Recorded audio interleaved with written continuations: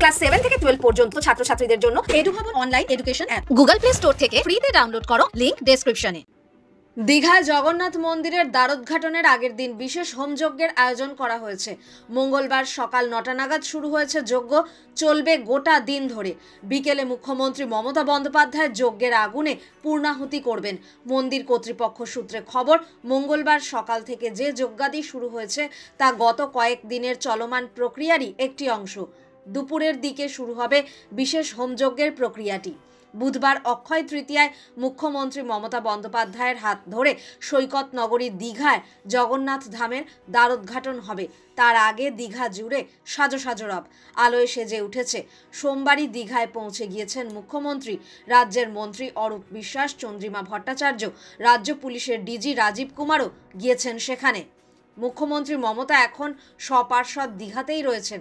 মন্দিরের দ্বারোদ্ঘাটনের পরের দিন বৃহস্পতিবার কলকাতায় ফেরার কথা তার। মমতার দীঘায় পৌঁছানোর আগে থেকেই মন্দিরের প্রাক দ্বারোদ্ঘাটন পর্বের ক্রিয়াদি শুরু হয়ে গিয়েছিল। গত শুক্রবার থেকে শুরু হয়েছে যাগযজ্ঞ। প্রথমে বাস্তুপুরুষদের উদ্দেশ্যে যজ্ঞ হয়েছিল, যার উদ্দেশ্য ছিল নবনির্মিত কাঠামোকে অপদেবতা বা অপশক্তির কবল থেকে মুক্ত করা।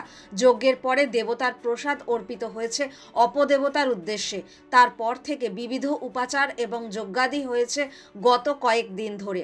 বুধবার মন্দিরে প্রাণ প্রতিষ্ঠার দিন, তার আগে মঙ্গলবার দিনভর চলবে এই মহাযজ্ঞ। আগামীকাল দুপুরে মন্দিরের দ্বারোদ্ঘাটন হবে। তারপরে মুখ্যমন্ত্রীর হাত ধরেই বিগ্রহের প্রথম আরতি হওয়ার কথা। বুধবার সন্ধ্যায় একটি সাংস্কৃতিক অনুষ্ঠানও আয়োজিত হওয়ার কথা রয়েছে। দীঘা জগন্নাথ মন্দির কর্তৃপক্ষ সূত্রে খবর, গত শুক্রবার থেকে প্রায় 1 কোটি মন্ত্রোচ্চারণের লক্ষ্যে মন্দির চত্বরে 4টি কুণ্ডের মাঝে মহাকুণ্ড জ্বালিয়ে যজ্ঞাদি চলছে। গর্ভগৃহে প্রদীপ জ্বালিয়ে দেবতাকে আহ্বান জানানো হয়েছে। জগন্নাথ দেবের বসার পিঁড়ির পুজো, জগন্নাথ, বলরাম, সুভদ্রা সহ দেবদেবীর বিগ্রহের দুগ্ধ স্নানের প্রক্রিয়াও হয়ে গিয়েছে। পুরীর জগন্নাথ ধামের অনুকরণে নির্মিত দীঘার জগন্নাথ মন্দিরে রয়েছে কলিঙ্গ শিল্পকলার ছোঁয়া, আছে স্থাপত্যের অনবদ্য নিদর্শন।